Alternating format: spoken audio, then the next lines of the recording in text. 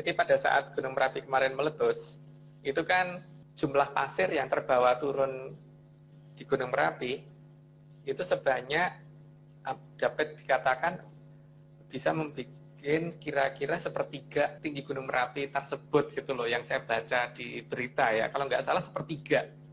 Tapi mungkin kalau sepertiga sih kayak nggak mungkin banget ya. Mungkin ya anggap aja 1/10 deh. Kalau misalkan material vulkanik yang turun dari Gunung Merapi itu ada mencapai misalnya 1/10 saja, maka sebelum turun itu seharusnya gunungnya kelihatan lebih gendut kan. Itu turun, seharusnya gunungnya lebih kurus gitu kan. Kalau misalkan gunung tadi tidak terlihat perubahan volume dari kejauhan, itu kan artinya ini material datangnya dari mana gitu. Material vulkanik itu datangnya dari mana? Karena waktu kita coba biasanya kandungan garamnya ada loh di pasir-pasir yang ada di Gunung Merapi, dan yang kita alami biasanya sebelum terjadinya letusan gunung itu selalu diawali dengan abrasi pantai selatan. Itu lahar dinginnya yang ada di Gunung Merapi waktu itu. Jadi kan gini loh masalahnya. Kita waktu itu sama teman-teman sempat mencoba mengadakan, ini aneh, kenapa pantai selatan terkena abrasi dulu baru ada gunung meletus. Biasanya abrasi sekitar 200 meter lebih baru akan ada gunung yang akan meletus gitu. Nah waktu itu kita mencoba sama beberapa teman kan, kita nyoba di beberapa pantai kita tanam beberapa batu itu kita kasih warna macam-macam gitu loh. Per pantai kita kasih warna apa dan warna apa gitu. Nah ketika terjadi abrasi waktu itu, kemudian waktu itu terjadi abrasi dan kemudian abrasinya sudah mencapai jarak yang kita mau sekitar 200 meteran itu, kita menunggu ini akan ada gunung apa ya. Nggak begitu lama ternyata ada berita gunung Kelut meletus waktu itu. Nah ketika gunung Kelut meletus, batu-batu yang kita tandain tadi ternyata berjatuhan di daerah antara Kediri, Blitar dan sekitarnya. Berarti kan ini artinya pasir yang keluar dari Gunung Kelut ternyata bukan dari Gunung Kelut kan Pak. Sekarang kita lagi mencoba lagi sama teman-teman, tapi kita belum dapat ininya ya. Kalau Pak bisa mengupayakan ada flyer, karena kan dulu kita tidak menghitung bahwa kalau misalkan batu yang jatuh dari atas, itu kan pasti kecepatannya dengan pasir akan sama atau mungkin lebih cepat, sehingga dia ada di bawah pasir. Tapi kalau misalkan ini flyer dari kertas yang kita laminating gitu supaya tidak rusak oleh air laut, kan ketika itu dijatuhkan dari atas, maka harusnya flyer itu jatuhnya kan di atasnya pasir. Ini sedang akan kita coba. Jadi kita pengennya nanti kan lucu kan kalau ada gunung meletus yang keluar flyer yang kita tanam di beberapa pantai. Kita pengen membuktikan bahwa letusan gunung tidak alami gitu dulu. Kalau ada yang mau membantu mencoba, kita terima kasih banget loh. Kalau ada yang mau membantu mencoba. Jadi tujuan saya di sini adalah supaya masyarakat mulai waspada bahwa sebenarnya semua ini bukan alami gitu.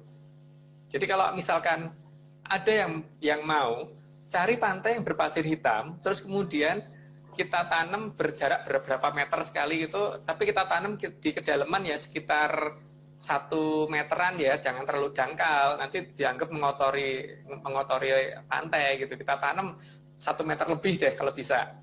Nah nanti pada saat abrasi ini semua kan akan ke bawah. Nah kalau abrasi ini ternyata tidak alami dan kemudian diturunkan di gunung yang meletus, berarti kan artinya pasir yang turun itu bukan dari gunung itu tapi dari laut tadi. Sehingga kalau misalkan ikut kekeruk, berarti kan flyer kita ikut turun gitu. Karena batu yang kita tanam dulu ikut turun. Nah kan ini kan lucu.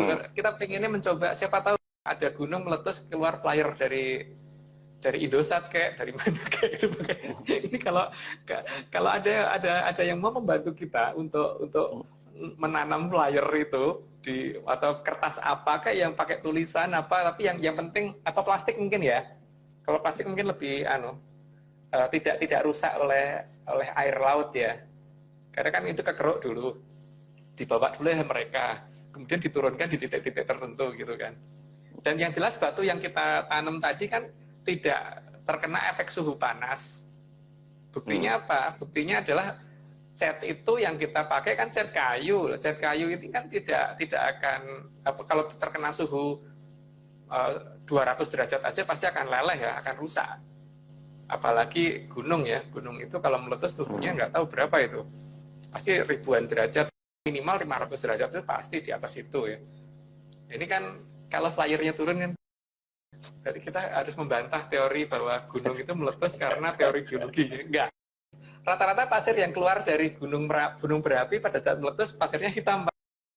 Tapi nggak apa-apa kalau misalkan lebih banyak lagi yang mau mencoba, itu kan mungkin dari pasir putih sampai pasir hitam di seluruh pesisir Pulau Jawa bagian selatan itu kita tanemin flyer semua gitu. Jadi nanti pada saat ada gunung meletus, flyer mana yang keluar gitu biar tahu. Oh, berarti kalau gunung ini meletus, berarti pasirnya dari pantai ini gitu loh, biar ketahuan. Gunung meletus tidak alami. Jadi pada saat gunung ini meletus, pasir yang diturunkan, yang keluar dari sana, yang keluar dari gunung itu, ternyata bukan keluar dari gunung, tapi ada sesuatu di atas itu yang menurunkan pasir itu, gitu loh. Dan ini adalah pasir laut. Kecurigaan kita pertama adalah ketika kita meneliti di peletusan Gunung Merapi, kita temukan kandungan garam di pasir yang keluar dari Gunung Merapi, di kandungan garamnya. Itu yang pertama. Karena kita mengerti itu, kemudian kita mencoba, kita lihat pantai yang terabrasi, pantai mana saja. Ya, walaupun begitu masih ada aja yang muncul di atas permukaan, masih ada. Waktu itu di Blitar, memberitahu ke kita bahwa ini ditemukan di sini mas, posisi batu-batu ini kita temukan gitu. Meletus sih, meletus, tapi meletusnya itu berarti meletusnya nggak alami gitu Pak, sudah terkondisi. Maka saya tidak yakin negara kita ada ring of fire. Jadi pasir yang turun, dan abu yang turun itu ternyata membawa batu yang kita taruh.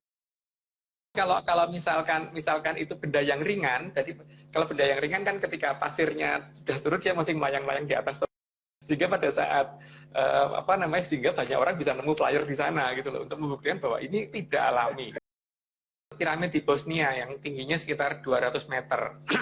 Hal yang sama ini juga kita teliti di Gunung Lelakon, ya yang kita ngomong piramid Lelakon yang sampai sekarang belum bisa kita gali karena belum dapat izin. Itu juga ada sinyal seperti itu. Sinyal seperti itu diperkirakan kan dari dalam gunung keluar ke atas. Tapi kenyataannya tidak, karena kalau kita ukur sinyalnya itu menggunakan drone yang ketika kita terbangkan makin ke atas itu sinyal makin besar secara ukuran secara desibel makin tinggi. Jadi bukannya makin rendah, tapi makin tinggi. Itu artinya gunung di-lock dari luar, bukan gunung yang mengeluarkan sinyal. Gitu. Artinya bangunan-bangunan yang sengaja ditimbun itu diawasi oleh mereka, sehingga tidak gampang orang untuk membuka.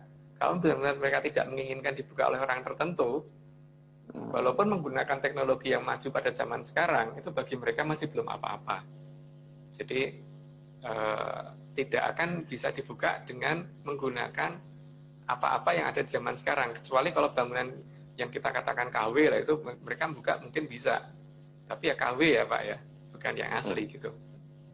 Waktu pas saya neliti itu konstan, cuman apakah itu konstan tiap hari saya belum paham. Cuman ketika kita mencoba bertanya kepada teman yang di Indosat, itu untuk saya tanyakan, mereka tidak menangkap adanya sinyal itu di satelit mereka. Berarti kan sinyal ini belok gitu loh sebenarnya. Maka kemudian kita meneliti dari beberapa tempat makin ke selatan itu makin miring. Jadi kalau kita amatin di Imogiri sinyal itu adanya di tangga. Di Imogiri juga ada, dan itu di tangga yang mengarah ke selatan. Itu sinyalnya ada di situ malahan. Jadi bukan di paling puncak. Tapi untuk di Gunung Lelakon yang di piramid Lelakon, saya ngomong nggak mau gunung ya, karena memang ada piramidnya sih. Itu di puncak, radius 5 meter.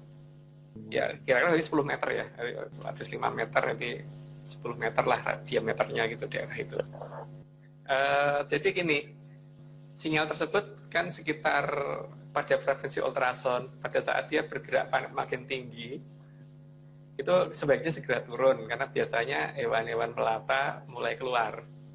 Kalau pada frekuensi ultrasound yang sudah mulai naik gitu, itu biasanya kita membawa alat pengukur di situ untuk mengetahui kira-kira sudah kondisinya berbahaya apa tidak. Ketika kondisinya stabil di frekuensi tertentu yang sudah biasa kita baca, maka kita aman aja di situ.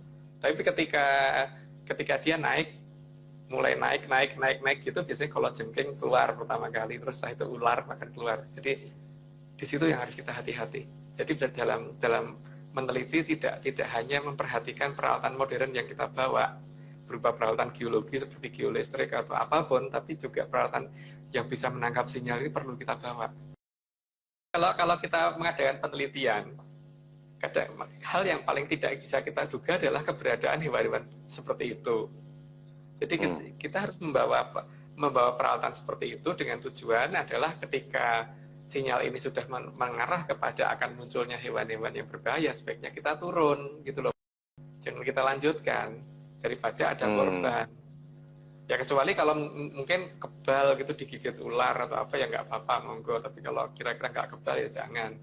Tapi kalau kebal digigit 1000 ular kobra itu ya nggak apa-apa. Kalau sudah naik ya mending mundur. Tapi untungnya kita nggak pernah mendapatkan posisi dia naik sampai terlalu tinggi, kecuali pada saat kita ada gangguan. Misalkan pada saat akan ada orang yang mengganggu kita, misalkan akan menghentikan kegiatan kita, biasanya ada peringatan berupa sinyal dan naik dulu, maka oh ini di bawah pasti sudah ada orang yang sudah mau membuat kita supaya tidak bisa melanjutkan penelitian, maka kita mending turun. Mereka yang bertindak, tapi jangan kita yang bertindak, gitu.